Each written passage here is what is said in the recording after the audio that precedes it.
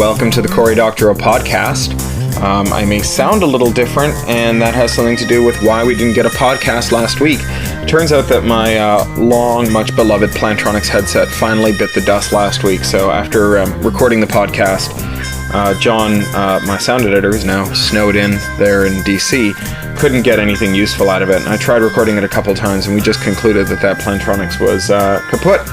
So I have some very lovely new kit that you're probably hearing some benefit from right now. It's a Samson mic and a brand new shock cage for it.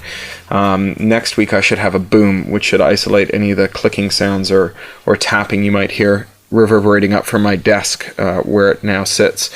So that should be arriving either today or tomorrow, and you'll hear its benefit next week. I'm getting quite a nice little sound setup here in my office. Speaking of good new technology, I also got a mouse next week that last week that I'm very happy about. This is the kind of thing that excites me, mice. I got this Logitech Anywhere mouse after hearing about it on the Security Now podcast, where they were extolling its many virtues, and it has many. I'm actually reviewing it for Boing Boing. Be up next week, but the thing I like most is this. You hear that click? It's like I don't know if it carries through on the mic, but that sound and the feel of it, it's like a scalpel being set down on a surgeon's tray by a nurse assistant. I mean, it's like the equivalent of a Mercedes door thunk. There's also other things to like about the Logitech Anywhere mouse apart from the click sound, and those are all written up in the review that'll go up next Tuesday or Monday. I forget when I scheduled it for on Boing Boing. But I'm really happy with it. I get and buy and review a lot of gadgets, but I don't often say nice things about them. I'm pretty stern about my gadgets. I bought this one for full price and have been absolutely delighted with it. It's a rare thing for me. So a couple of weeks worth of news to catch up on here. Last week I was in Austria, specifically in Graz, for the Creative Industries Conference, where I gave a keynote. That audio should be online soon. It was called How to Kill the Arts. Or How to Destroy Culture, that's it. And I'm off to Zurich tomorrow, Tuesday, for the Google faculty meeting, where I'm going to be giving kind of a variation on that, but more geared to academics. My daughter, Posey, turned 2 last week, and we had a really nice day on Wednesday. We took her out of school at lunchtime, went down to the Fortnum and Mason ice cream counter, which is a very posh and wonderful ice cream place in London, and had big indulgent sundaes. And then went back to the daycare for carob cake with candles and all the kids singing. It was really fun. So today I'm going to read to you a short story called Sensored, Sensored. This was commissioned by the Open University for a ubiquitous computing program that they're offering this year. And they have very graciously allowed me to make it Creative Commons Attribution, Non-Commercial, Share-alike. I'll be putting the text up online shortly too. It's one of several writing projects that I'm near completion on. I'm now in the middle of writing Shannon's Law, my young adult short story for the new Borderlands anthology, and I have just finished Clockwork Fagin. This is my steampunk young adult story that you may have heard me talking about here. It's for an anthology being edited by Kelly Link and Gavin Grant. I haven't heard from Gavin yet on it, but I think you'll like it, and that's what I'm going to read to you next once I finish Sensored, starting next week. And then after that, I'll read you the story I'm working on now, Shannon's Law. The other writing projects I've got in my queue here, I'm writing a report today on the 7th meeting on ACTA, the Anti-Counterfeiting Trade Agreement, and that's for the Information Week subsite Internet Evolution. And then I'm working on a submission for Ofcom, the telecoms regulator here, on the BBC's proposal to add DRM to its high-def programming. After that, I've got a short story to write for Shareable.net, which they've commissioned for me, and then all my freelance assignments are clear, and barring someone coming along with a truly stupendous amount of money, I'm not taking any more freelance assignments until I finish my next book, Pirate Cinema, which I will be working on, I hope, very soon, and which will be my 3rd young adult novel. Anyway, that's enough of that. Sorry again for missing you last week. If you heard that nice precise click of the mouse, it's because I have just switched windows to Sensored, written for the Open University, and here goes my reading of Sensored. Sensored by Cory Doctorow.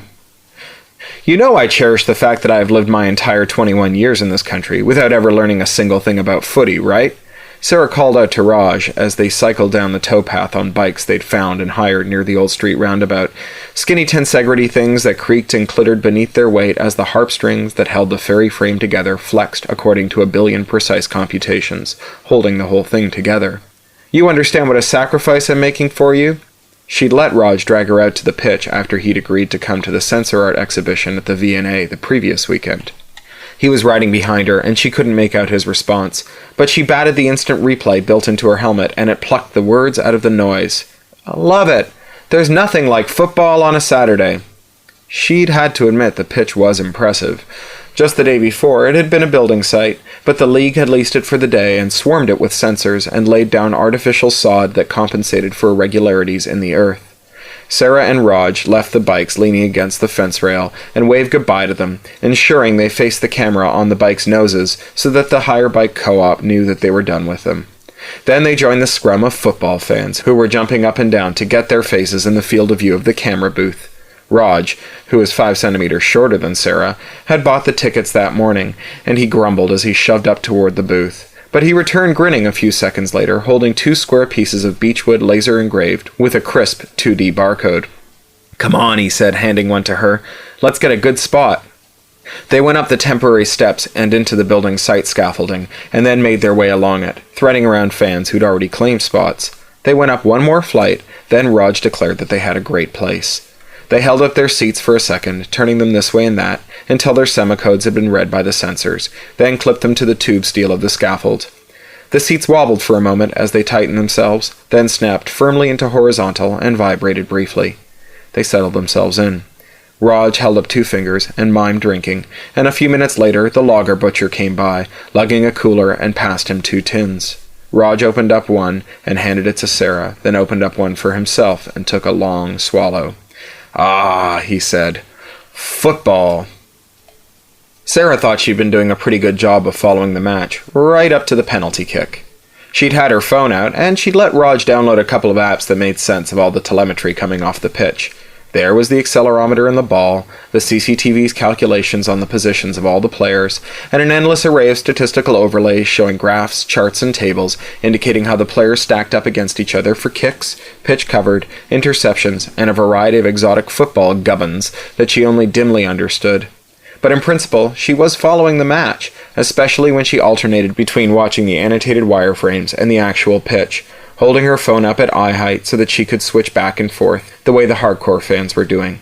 Some even had special hats with phone harnesses, all done up in team colors that held the phones at the right level, leaving their hands free for logger and waving noisemakers.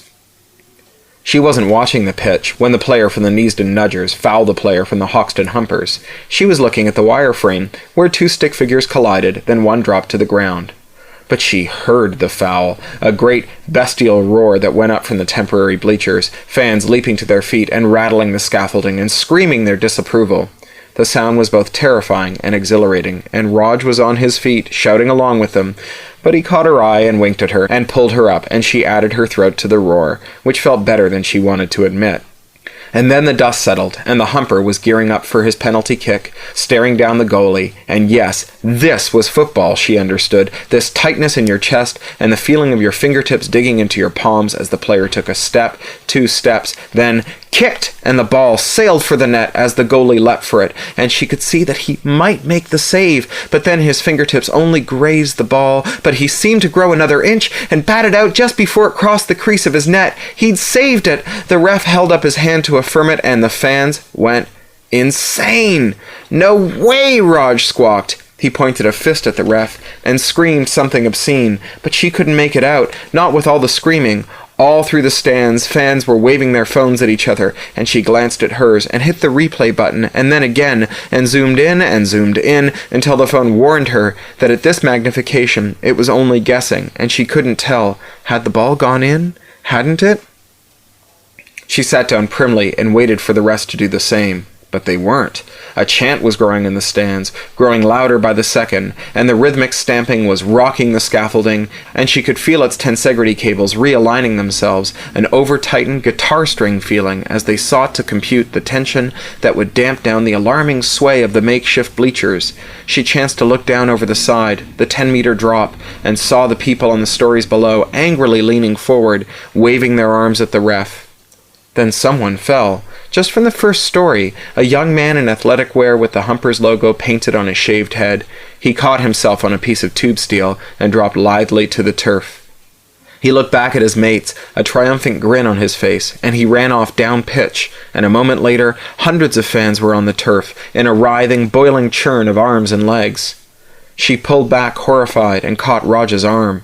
He was wide-eyed, not shouting anymore, looking as scared as she felt. "We have to get out of here," he shouted in her ear. She nodded. They left their seats clipped to the scaffolding and set off down the narrow walkway, trying not to push or be pushed in the frightened exodus that snaked its way toward the narrow staircase. Sarah chanced to look at her phone and saw the pitch, still in wireframe, with numbered pixels for each fan and player in the riot, each one trailing a comet tail of ghost pixels, showing where it had been. The street around the stadium was eerily calm.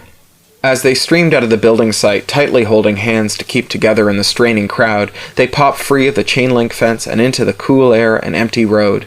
They crossed the road, moving away from the crowd, and leaned against a wall, catching their breath. Now that her ears had adjusted to the quiet, Sarah heard a distant siren, then another, then the sirens grew louder. "We have to go," Raj said. His eyes were bleary. How many tins of lager had he drunk? 4? 5? "We'll never get a taxi," she said, not adding, "and you're in no shape to ride a bike." She was suddenly and irrationally furious with Raj for getting her into this mess. The parking enforcement CCTVs set into the curbs began to visibly swivel in their shatterproof bubble housings, sweeping to take in the whole street. She grabbed his arm and began walking briskly, but they'd barely made it to the next corner when there was a roar and the rioters from the stadium filled the street. There was the sound of broken glass, and she looked over her shoulder in time to see 2 men, boys, just kids, running up and over a parked car, crumpling the fiberglass bonnet under their weight. They ran. The sirens were very loud now. They rounded the corner into the high street and found themselves facing 4 policemen, just piling out of a transport car, the cameras on their helmets glinting in the grey afternoon light, perspex shields forming a line across the road. "Kettled," Raj said, and spun on his heel before the police could do more than glare at them. He was looking much more sober now, and more scared. They found themselves back among the rioters, the street's calm shattered. Sarah glanced again at her phone, but it was reading no signal. "They've shut off our mobiles," she said to Raj, as they sheltered in a newsagent's doorway. "No," he said, pointing, "it's that lot."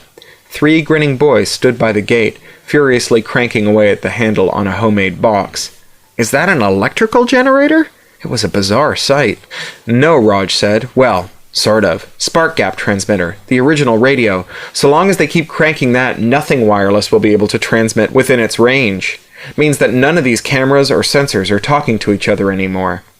She shivered. This lot had come ready for mischief. There was fighting now, and shouts, and more broken glass as shops' windows were shattered. Screams.